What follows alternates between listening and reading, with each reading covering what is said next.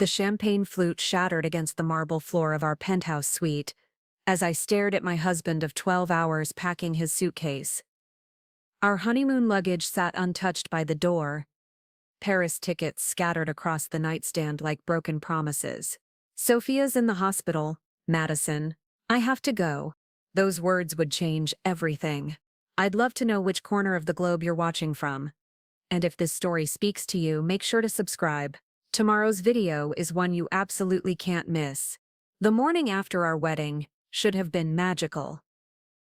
Instead, I woke up alone in our king-sized bed to the sound of Ryan's phone buzzing incessantly. Through sleepy eyes, I watched my new husband pace the floor, his face pale with worry. "What's wrong?" I asked, sitting up in the silk nightgown I'd saved for this moment. "It's Sophia," he said without looking at me. "She collapsed at her apartment. The doctors say it's serious this time." Sophia Martinez. Even on my honeymoon, her name had the power to freeze my blood. Ryan's ex-fiancée of 3 years, the woman who'd broken their engagement 6 months before Ryan proposed to me, the woman who conveniently developed a mysterious illness every time Ryan started moving on with his life. "Ryan, we're supposed to leave for Paris in 2 hours," I said, trying to keep my voice steady. "Our honeymoon. Remember?" He finally turned to face me, and I saw the same look in his eyes that I'd seen too many times before. Guilt, obligation, and something else I couldn't quite name. "Madison, she has no one else. Her family is in Mexico." "And what about me?" The words came out sharper than I intended. "What about your wife?" "You're being selfish," he snapped, grabbing clothes from our shared closet. "This is life or death." Selfish. On my honeymoon. For wanting my husband to choose me over his ex-fiancée.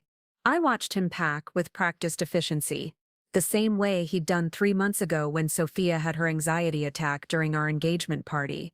The same way he'd done 2 weeks before our wedding when she'd claimed to have chest pains and needed someone to drive her to the emergency room. "How long this time?" I asked quietly. "I don't know. However long she needs me." The finality in his voice told me everything I needed to know. Our honeymoon was over before it began. "Fine," I said, my voice eerily calm. "Go." Ryan paused, his shirt halfway into the suitcase. "You understand, right? You know I have to do this." I looked at this man I'd married, this man I'd loved for 2 years, and realized I was seeing him clearly for the first time. "I understand perfectly." Relief flooded his features. "I knew you'd get it. We can reschedule Paris for next month, or maybe Christmas." "No, Ryan, you don't understand." I stood up, wrapping my silk robe around me like armor. "I'm still going to Paris." "What?" "Madison, you can't go alone. It's our honeymoon." Was Ed. It was our honeymoon. I picked up the scattered tickets from the nightstand. "But apparently some things are more important than your wife. That's not fair. Sophia is sick." "Sophia is always sick when it's convenient for her." The words tumbled out, carrying months of suppressed frustration. "Remember her migraine during our rehearsal dinner, her food poisoning the day after you proposed, her panic attacks every time we have important plans." Ryan's jaw tightened. "She has a chronic condition. She has a chronic addiction to your attention." I walked to the window, looking out at the city below. "And you have a chronic inability to say no to her. I can't believe you're being this cruel about someone's health." I turned back to him, and something in my expression must have changed because he took a step back. "You want to know what's cruel, Ryan? Cruel is choosing another woman over your wife on your honeymoon. Cruel is making me feel like I'm competing with a ghost for my own husband's affection. Cruel is making me the villain for wanting to matter more than your ex-fiancée. She's not just my ex. You're right. She's the woman you almost married. The woman you loved first. The woman you're still in love with." The silence that followed was deafening. Ryan's face went white and his denial died on his lips because we both knew I'd finally said what we'd been dancing around for months. "Madison. Don't." I held up my hand. "Just don't. You've made your choice clear. I walked to my own suitcase and began packing with deliberate calm. Ryan watched me, confusion replacing the urgency in his movements. "What are you doing?" "I'm going to Paris." I folded my honeymoon lingerie, the pieces I'd spent months selecting, dreaming of romantic nights in a Parisian hotel. Since my husband has more important places to be, you can't just leave. Watch me. Madison, be reasonable. Sophia needs. I don't care what Sophia needs. The words came out like ice. I'm done caring about Sophia's needs. I'm done being understanding about Sophia's problems. I'm done being the woman who comes second to Sophia in my own marriage. Ryan ran his hands through his hair, the same gesture he made when he was overwhelmed. "You're overreacting. It's just a few days." "It's never just a few days, Ryan. It's been 2 years. 2 years of her emergencies. Her crises, her perfect timing. I zipped my suitcase closed. 2 years of you running to her every time she snaps her fingers. That's not true. Isn't it?" I faced him, my voice steady despite the storm raging inside me. "Tell me, Ryan, when was the last time you told Sophia no? When was the last time you didn't drop everything to help her?" He opened his mouth, then closed it, the answer written across his face. That's what I thought. I grabbed my passport and purse. "Enjoy your reunion with Sophia. I'm sure she'll make a miraculous recovery now that she has your undivided attention again."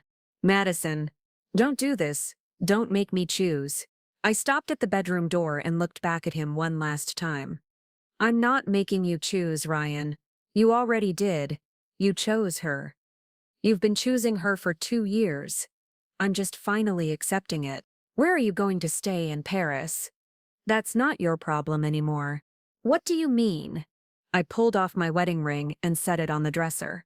The sound of platinum hitting wood echoed through the room like a gunshot. "Madison, no. Don't do this over one argument." "This isn't about one argument, Ryan. This is about a marriage where I rank below your ex-fiancé. This is about a husband who would rather comfort another woman than celebrate with his wife." I picked up my suitcase. "This is about me, finally realizing that I deserve better than being someone's second choice." "You're not my second choice. Your actions say otherwise." I walked to the door, then paused without turning around. "When you get to the hospital, tell Sophia I said, congratulations, she finally got what she wanted. You all to herself, on what should have been my honeymoon." "Madison, please." But I was already walking away, my heels clicking against the marble floor, with each step toward the door. Behind me, I heard Ryan call my name one more time. But I didn't stop. I couldn't stop. In the elevator, my hands shook as I pressed the button for the lobby.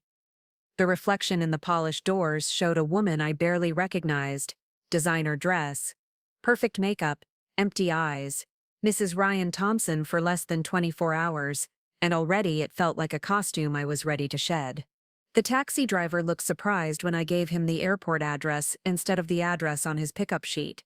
"Change of plans," I said, staring out the window as our building grew smaller behind us. My phone started buzzing with calls from Ryan, but I turned it off. I was done with explanations, done with justifications, done with being the understanding wife who always came second. A lot of love and effort went into bringing this story to life. If you're enjoying it, we'd be so grateful if you'd subscribe to our channel. Now, back to where we left off. Paris was waiting. And for the first time in 2 years, I was going to put myself first. The first-class cabin of Air France Flight 447 felt like a sanctuary. As the plane lifted off from JFK, I pressed my face to the window and watched New York disappear beneath the clouds. Somewhere down there, Ryan was probably holding Sophia's hand in a sterile hospital room, playing the role of devoted caretaker that he'd perfected over the years. The flight attendant offered me champagne, the same Dom Perignon that Ryan and I were supposed to share during our honeymoon toast. I accepted it with a smile that felt like glass. "Celebrating something special?" she asked in accented English. "My freedom," I replied. And meant it. 8 hours later, Charles de Gaulle Airport welcomed me with all the chaos and beauty I'd dreamed about. But instead of Ryan's hand in mine as we navigated customs, I pulled my own suitcase through the corridors, my wedding dress packed away like a relic from another life. The Ritz Paris lobby was exactly as magnificent as the photos had promised. Crystal chandeliers cast rainbows across marble floors, and the scent of white roses filled the air.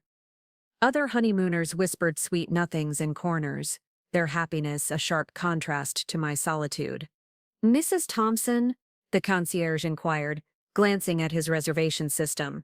"Miss Blake," I corrected firmly, using my maiden name. "Madison Blake." His fingers flew across the keyboard. "Ah yes, we have you in the Prestige Suite for 7 nights.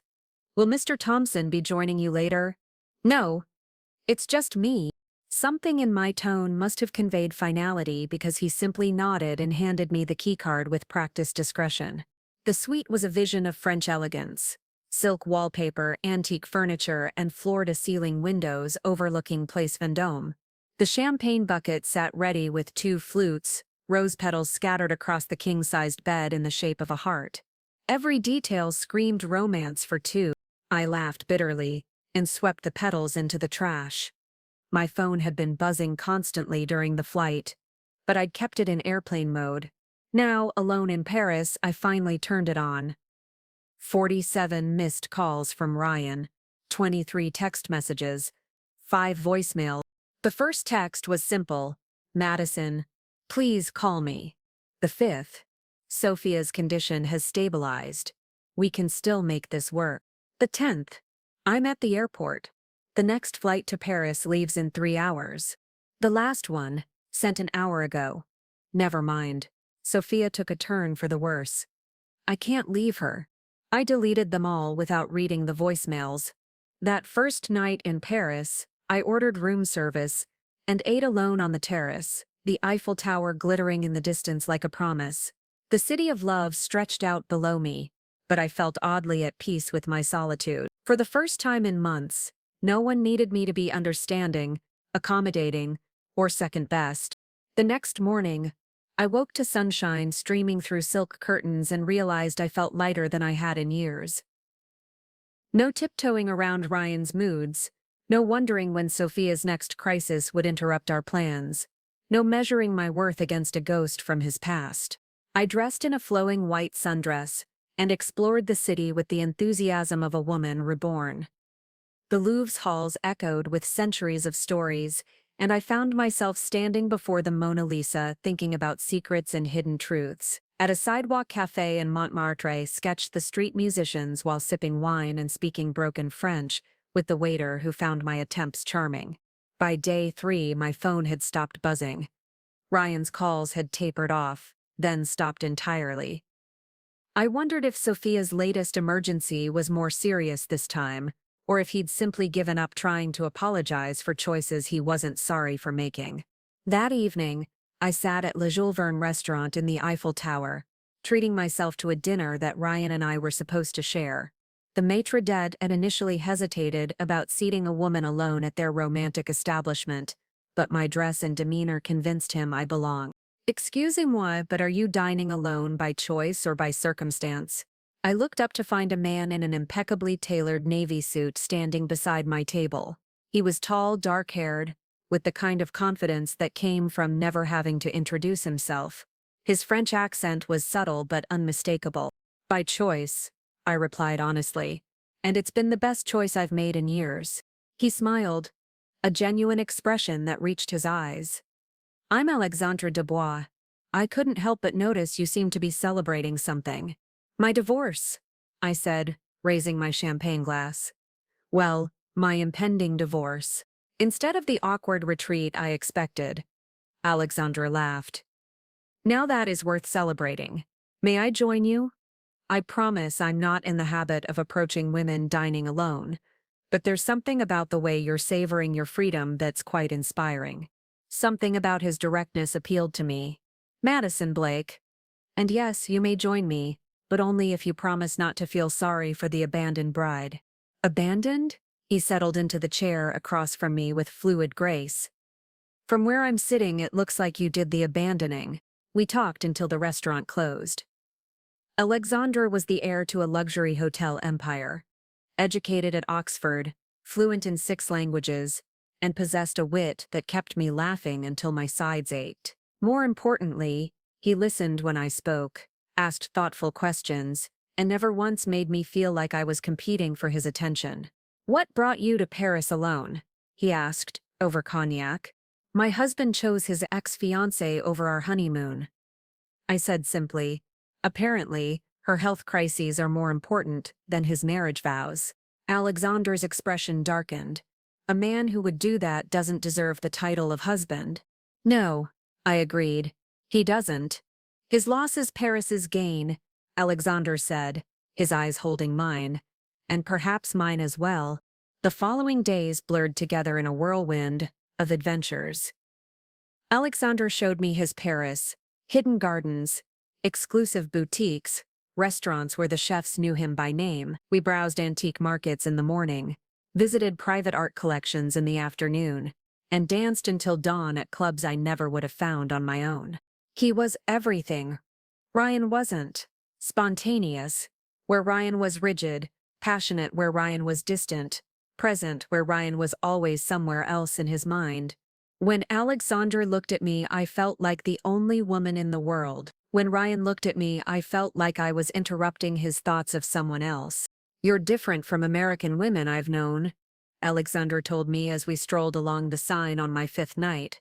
"How so?" "You have this strength, this independence. But there's also a sadness in your eyes, like you've been fighting a battle no one else could see." I stopped walking and faced him. I've been fighting for a place in my own marriage, and now I think I'm done fighting for things that should be freely given. That night, Alexander kissed me under the lights of Notre Dame, and I felt something I hadn't experienced in months: desired, chosen. First, his hands in my hair, his mouth on mine, his complete and undivided attention focused solely on me. "Come back to my apartment," he whispered against my lips. "I can't," I said, though every fiber of my being wanted to say yes. "I'm still technically married." "Then we wait," he said simply. "However long it takes." On my last night in Paris, Alexander took me to his family's estate just outside the city.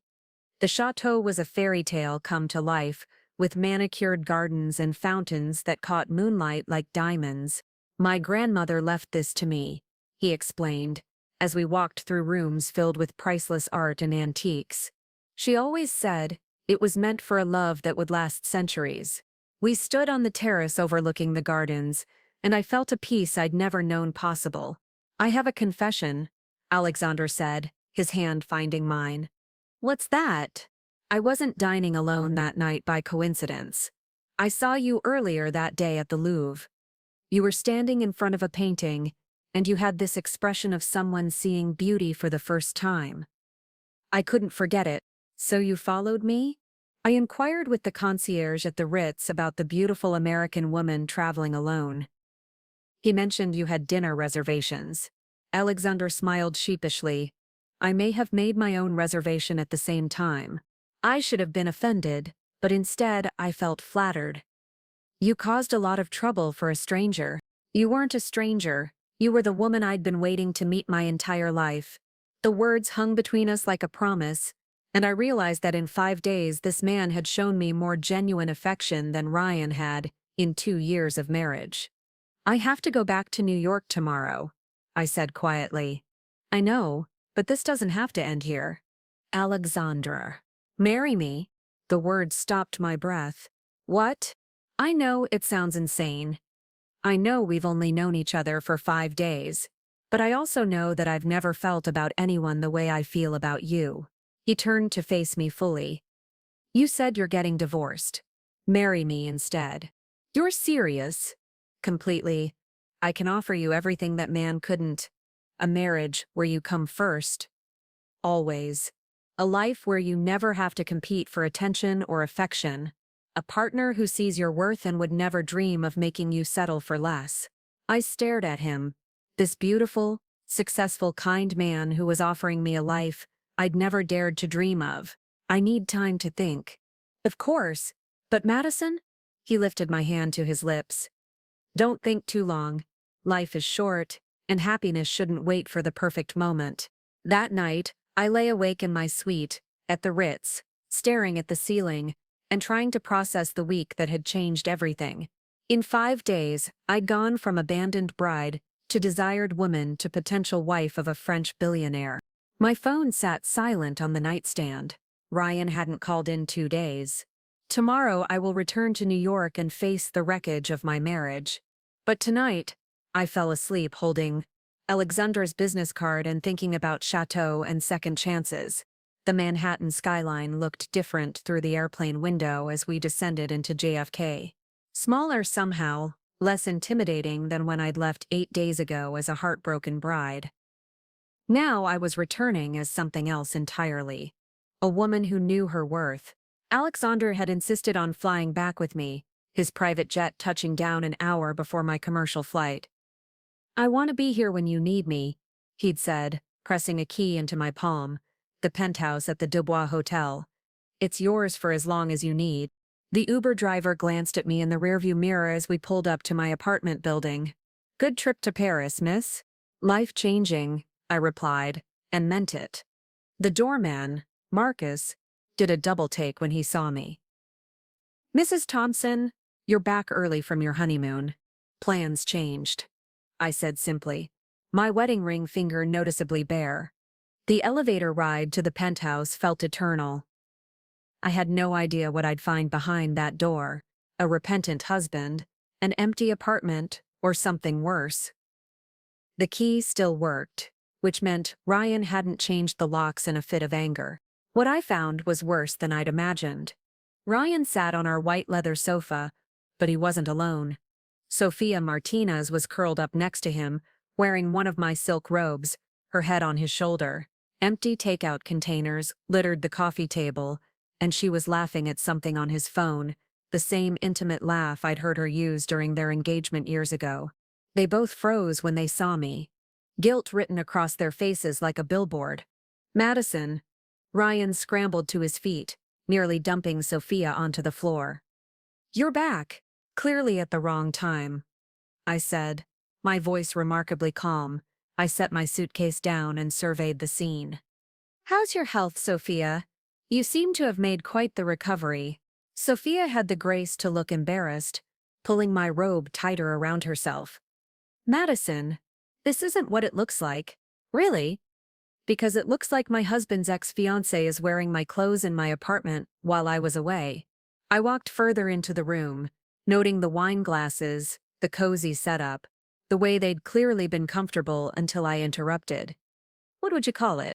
"Sophia was discharged yesterday," Ryan said quickly. "She had nowhere to go, and I couldn't just—" "Let me guess, you couldn't just abandon her in her time of need." I nodded thoughtfully. "The same way you couldn't abandon her on our honeymoon." "It's not like that," Ryan protested, but his words lacked conviction. "Then explain it to me."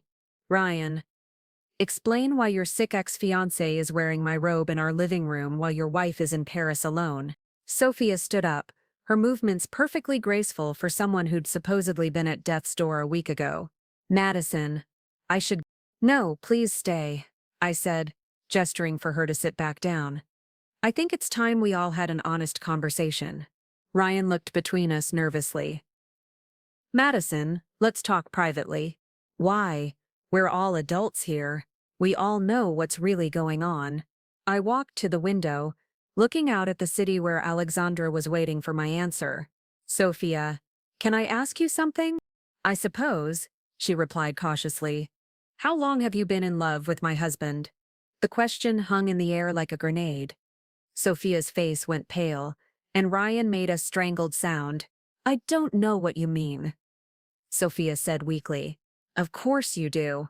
You've been sabotaging every relationship Ryan's had since your engagement ended. The convenient illnesses, the perfectly timed emergencies, the constant need for rescue." I turned back to face them. "It's actually quite impressive, the dedication." "That's not true," Ryan said, but he was looking at Sophia with new eyes. "Isn't it? Tell me, Sophia, what was your medical emergency this time?" The one that was so serious you needed Ryan to abandon his honeymoon? Sophia's silence was answered enough. Let me guess, I continued. Panic attack? Food poisoning? Mystery illness that cleared up as soon as you had his attention? I was genuinely sick. Sophia said defensively. I'm sure you were. Sick with jealousy. Sick with the thought of Ryan happy with someone else. Sick of pretending to be over him when you never let yourself heal. Ryan sank back onto the sofa, his head in his hands. This is insane. What's insane is that it took me going to Paris to see what was right in front of me. I sat across from them, perfectly composed. You never got over each other. You've been having an emotional affair for 2 years, and I was too naive to see it. We never crossed any lines, Ryan said quietly. You crossed every line that mattered. You put her needs before your wife's. You prioritized her emotional well-being over our marriage. You gave her the devotion and attention that should have been mine. Madison, I love you, Ryan said desperately. No, you don't. You love the idea of me. You love having a wife who doesn't make demands, who understands when you drop everything for another woman, who accepts coming second. I smiled sadly. But I'm done being that woman. What does that mean? I stood up and walked to our bedroom, returning with a manila envelope. It means I'm filing for divorce. Ryan's face went white. You can't be serious. I've never been more serious about anything in my life. I placed the papers on the coffee table between us. I had them drawn up this morning. This is about Paris, isn't it? You met someone. There was accusation in his voice as if I'd been the unfaithful one. I did meet someone. I met myself. The woman I was before I started shrinking to accommodate your relationship with your ex. I paused. But since you asked, yes, I met a man who thinks I'm worth putting first. Sophia's eyes widened. You're having an affair? No, Sophia. I'm getting divorced first. Some of us have integrity. Ryan stood up abruptly. Who is he?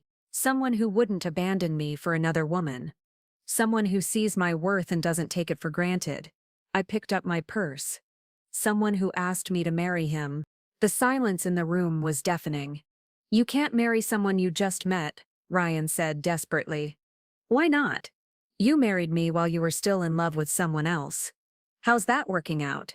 My phone buzzed with a text from Alexandra. Whatever you decide, I'm here for you. I need you both to be out of here by tomorrow, I said, pocketing my phone. The apartment is in my name, remember? The one thing I didn't change when we got married. Madison, please, Ryan's voice cracked. Don't throw away 2 years over one mistake. One mistake? I laughed bitterly. Ryan, this was never one mistake.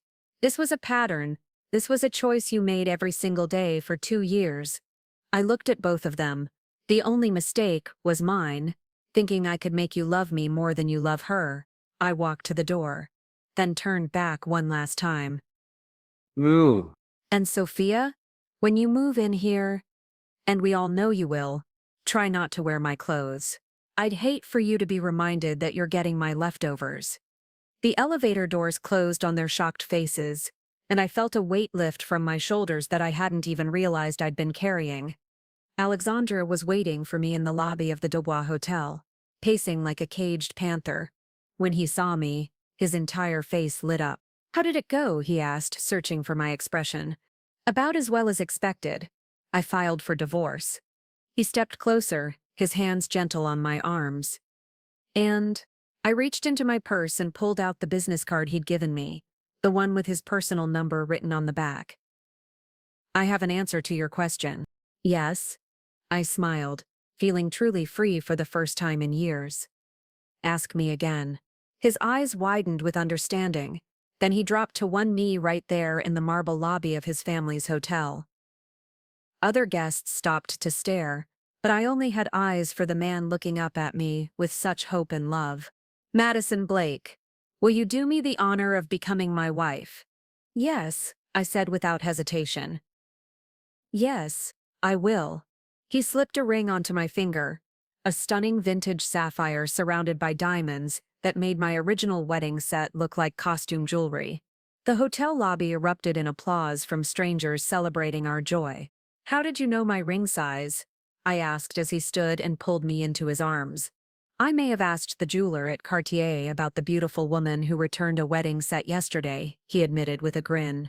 6 months later, I stood in the gardens of Alexandre's chateau, wearing a dress that made me feel like a queen, surrounded by friends who celebrated our love without reservation. Ryan had tried to contest the divorce, but his lawyer had taken one look at the evidence of his emotional affair and advised him to settle quickly. As Alexandre and I exchanged vows in both English and French, I caught sight of a familiar figure at the back of the crowd. Ryan stood at the gate, still in his work clothes, watching the woman he'd lost marry the man who'd been smart enough to value her. Our eyes met across the garden, and I saw the regret, the understanding of what he'd thrown away. But I felt nothing but pity for the man who'd had everything and chose to chase shadows instead. When Alexandre kissed me as his wife, sealing our promises under the French sun, I thought about the woman who'd boarded that plane to Paris 8 months ago, broken, abandoned, convinced she wasn't worth fighting for. She'd been wrong. She'd been worth fighting for all along. She just needed to find someone willing to do the fighting. "Any regrets, Mrs. Dubois?" Alexandre whispered against my ear as we swayed to our first dance. I looked around at our celebration, at the man who'd moved heaven and earth to make me happy, at the life stretching out before us full of possibility and genuine love. "Only one," I said, smiling up at my husband. "That I waited so long to put myself first." He spun me around the dance floor, and I laughed with pure joy. Sometimes the best revenge was simply living well. And I was going to live very, very well indeed. Looking for more? We've got 2 amazing stories ready for you right on screen. If this one touched you, these are absolutely worth your time. Click to watch them now. And hey, subscribe and hit that bell to never miss our latest uploads.